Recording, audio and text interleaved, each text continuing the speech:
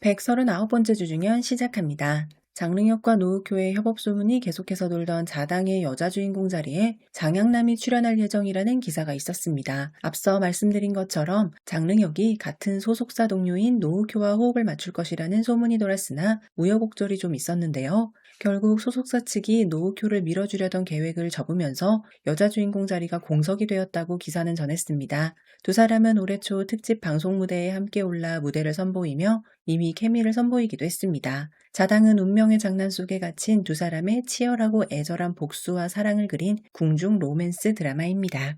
조로사가 마카오에서 이틀간 콘서트를 진행했습니다. 조로사는 이번 콘서트에서 코믹한 컨셉부터 달콤하고 섹시한 매력까지 다채로운 비주얼을 선보여 관객들의 눈을 즐겁게 했습니다. 그중 가장 뜨거운 반응을 이끌어낸 무대 의상은 강렬한 레드 로즈 코르셋 룩이었다고 해요. 이번 콘서트에서는 화려함만 고집하지 않고 팬들을 위해 귀여운 이벤트 무대도 준비했습니다. 꿀벌 엉덩이 인형 옷을 입고 장난꾸러기 같은 모습으로 무대에 오른 것인데요. 이런 이벤트로 관객들을 미소 짓게 만들기도 했다고 합니다. 조로사는 오는 8월 약 1년 반 만에 안방극장 복귀를 알리며 현대극 요담이려 취담이려 촬영에 돌입할 예정입니다. 그녀는 극중 성형외과 의사 역을 맡아 새로운 변신을 예고했는데요. 최근 남주인공의 슈카이가 캐스팅되었다는 소문이 돌고 있습니다. 조로사와 슈카이 모두 이번 작품의 제작자와 과거 협업했던 깊은 인연이 있어 이번 만남이 성사된 것으로 알려졌으나 일각에서는 슈카이가 조로사의 원톱 드라마에 비중이 낮은 조연 정도의 역할로 출연하는 것을 꺼릴 것이라는 예측도 나오고 있어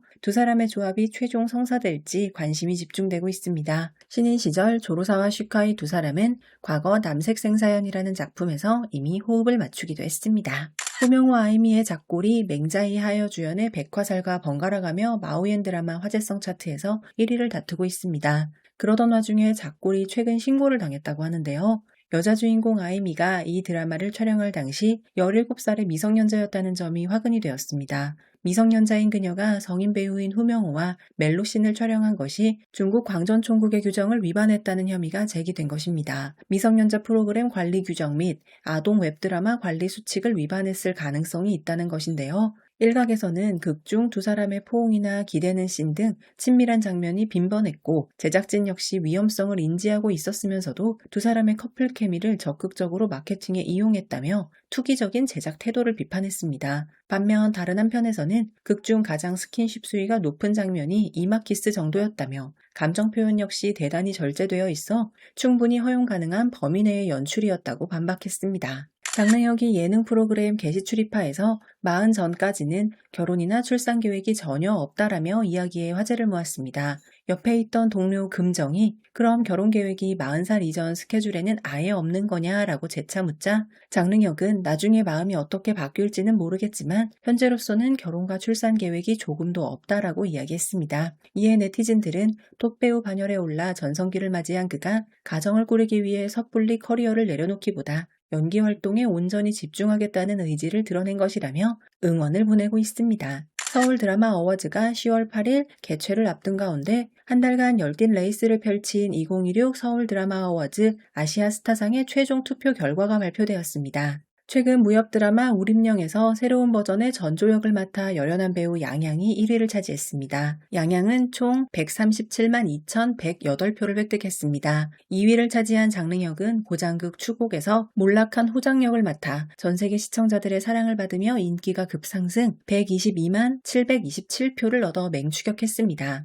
4위는 최근 오피스 로맨스 드라마 미러기로 히트를 기록하며 제2의 전성기를 누리고 있는 홍콩 출신 배우 종한양이 9만 309표로 뒤를 이었습니다. 4위는 허하요한의 흥행으로 화려하게 컴백 6만 4,570표를 얻은 조로사가 5위는 쇼폼 드라마로 대박을 터뜨리며 쇼폼계의 톱스타로 급부상한 하건기가 6위 역시 인기 쇼폼 드라마의 주연을 맡아 전성기를 누리고 있는 왕호정이 7위는 난홍 불면이를 통해 탄탄한 연기력과 흥행성을 증명한 백경정 8위는 대세 쇼폼 드라마를 휩쓸고 있는 저기령 9위는 추곡으로 큰 사랑을 받고 있는 전임이 10위는 입청혼을 비롯한 최근작 작골로 사랑받고 있는 후명호가 차지했습니다. 송일용, 장정희 주연의 야구 골두가 독보적인 광고 유치 능력을 보여주고 있다는 소식입니다. 방영 이후 지금까지 무려 23개 브랜드로부터 총 84개의 광고를 끌어모았으며 심지어 특정 광고주가 전체 회차의 광고를 통째로 사들이거나 단 한 회차 만에 20개의 광고가 몰리는 이례적인 흥행 기록을 세우기도 했습니다. 비슷한 시기 방영을 시작한 맹자이 하여 주연의 신작 백화살은 초반 화려한 화제성에 힘입어 6개의 광고를 유치하며 기분 좋게 출발했으나 방영 10회 만에 광고 수가 눈에 띄게 줄었고 후명호 아이미의 작골 또한 좋은 출발을 보였으나 8회 이후부터 광고가 거의 붙지 않고 있다고 하며 우서은 진정가의 차녀번성 역시 첫 방송 당시 붙었던 광고가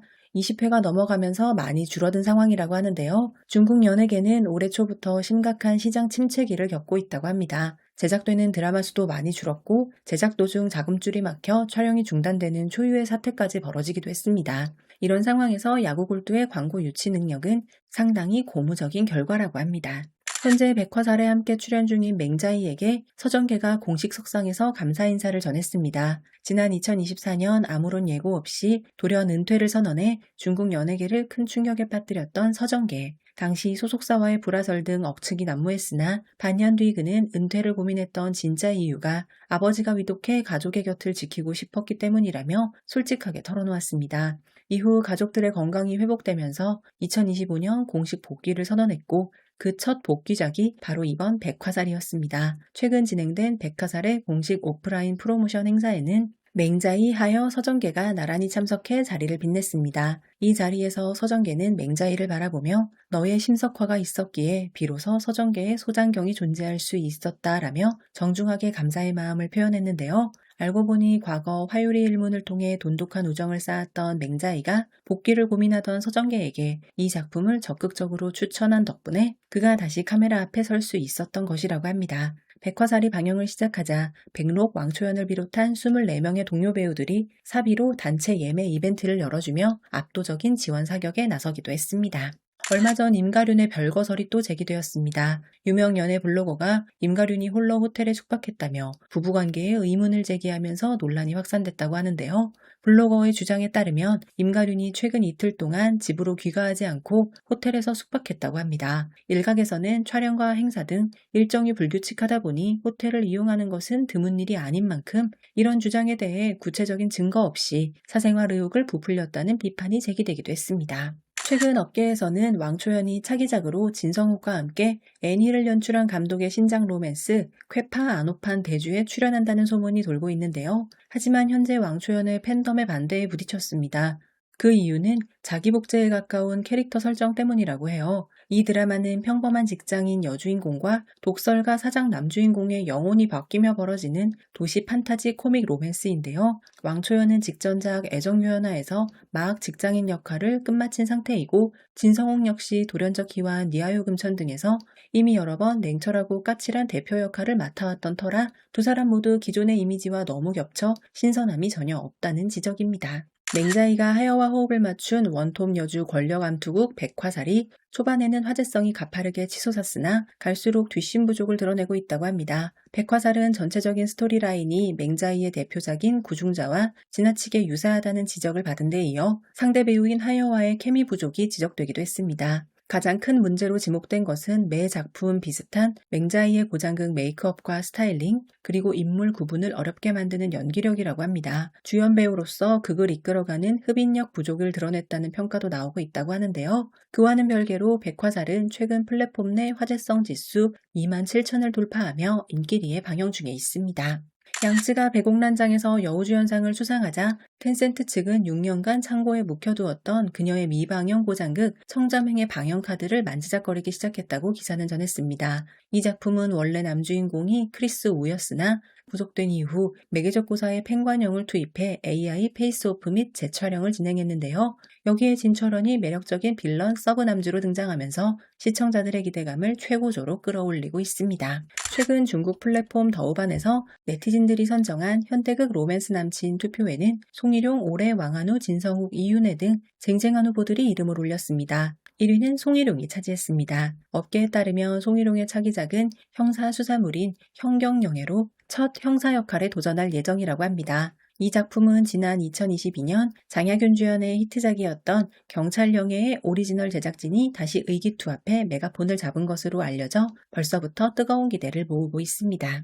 7월 말 방영 예정인 작품 저일초가와는 현재 아이치이와 텐센트 두 플랫폼에서 사전 예약자 수만 이미 600만 명을 돌파했을 뿐만 아니라 방영 전 유치한 광고 총액이 우리 돈 약 223억 원을 돌파했습니다. 협찬 브랜드는 20개가 넘고 준비된 광고 슬롯이 완판되면서 민국 시대를 다룬 드라마 역대 최고 광고 유치 기록을 갈아치웠다고 하는데요. 이 드라마의 제작비는 회당 15억 원으로 총 33부작 제작에 약 500억 원이 투입된 것으로 알려졌습니다. 방영을 시작하기도 전에 이미 제작비의 45%를 회수하는 놀라운 상업적 성과를 거두었다고 합니다. 저일초가와는 혼란스러운 민국기 난세를 배경으로 세력과 군벌 가문과 베일에 쌓인 고아 소녀의 사랑과 미움이 얽힌 비극적인 금기 로맨스를 그립니다. 최근 유명 제작자 양효배가 송일용 조금맥과 함께 편안하게 식사를 즐기는 사진을 공개했습니다.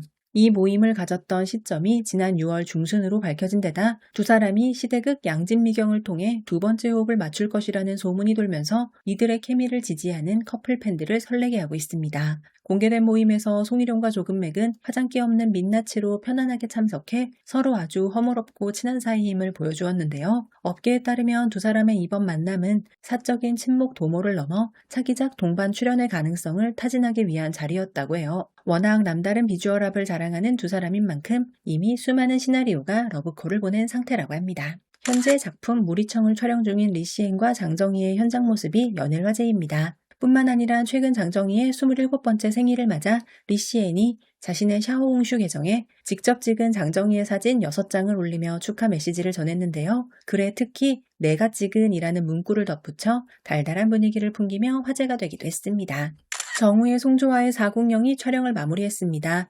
극중 밑바닥 요리사에서 시작해 최고의 여관 자리까지 오르는 임무를 맡은 송조아는 매 회차마다 감탄을 자아내는 정교하고 아름다운 스타일링을 선보이며 비주얼 전성기를 경신했다는 찬사를 받았습니다. 정우에는 바쁜 스케줄 탓에 촬영 종료 후 팬들과 직접 만나 미니 팬미팅을 진행할 수 없게 되자 미안한 마음을 담아 800대의 드론을 동원한 밤하늘 역조공쇼를 기획했습니다. 뿐만 아니라 퇴근 후 진행한 라이브 방송에서 직접 헤어핀을 제작해 팬들에게 선물하는 정성을 보여주며 연예계 대표 팬 사랑꾼 면모로 뜨거운 호평을 받기도 했습니다. 라온이가 경연현 원작자의 소설을 각색한 신작 드라마 대도조천에 출연할 예정이라는 소식입니다. 기사에 따르면 당초 이 작품의 남주인공으로는 올해가 유력하게 거론되었으나 올해가 이와 유사한 장르의 남성 중심 대작 고장극 검래를 최종 선택하면서 주인공 자리는 공석이 되었고 이후 제작진이 라온이와 접촉하면서 프로젝트가 재가동되었으며 이르면 올해 말 크랭크인에 들어갈 전망입니다. 라온이의 합류가 가시화되면서 대도조천의 투자 자금줄 막힌 문제도 단숨에 해결되었는데요. 현재 제작진과 라온이 측은 세부 사항을 조율 중이며 동영상 플랫폼 유쿠 역시 이 작품을 하반기 최고의 기대작으로 낙점하고 이르면 올해 말 촬영 돌입을 목표로 속도를 내고 있습니다. 담송은이 올해 시대극 아적사녀에서 선보인 명품 연기로 극찬을 받은 데 이어 현재 대욱과 호흡을 맞추고 있는 형사사법 신작 추나지상 촬영에 한창입니다. 이번 작품은 담송은이 데뷔 21년 만에 처음으로 여성 검사 역할에 도전하는 것이라 더욱 화제를 모으고 있는데요. 추나지상은 법학 박사 출신의 계산매가 미성년자 검사부서에 임용되면서 시작되는 이야기입니다. 그녀는 형사이자 절친인 하량과 파트너가 되어 날카로운 통찰력과 치밀한 논리적 사고를 무기로 미성년자 관련 사건들을 연이어 해결해 나갑니다. 성희의 막강한 흥행 파워가 다시 한번 입증되었습니다. 최근 플랫폼 아이치이가 발표한 자료에 따르면 성희가 주연을 맡은 새 작품 천지검심 부산의 연화루 속 총 4개의 캐릭터가 각각 화제성 지수 1억을 돌파하는 기록을 세웠는데요. 특히 천지검심에서 그가 연기한 왕권부기 역은 캐릭터 화제성 지수가 무려 10억 7,600만을 돌파하며 놀라운 성적을 거두었습니다. 이외에도 부산의 주인공 소추수 역이 8억 7,400만을 기록했으며 연화루 속 두 캐릭터 역시 모두 1억 돌파에 성공했습니다. 장문 덕후의 촬영 현장이 공개되어 이목을 집중시키고 있습니다.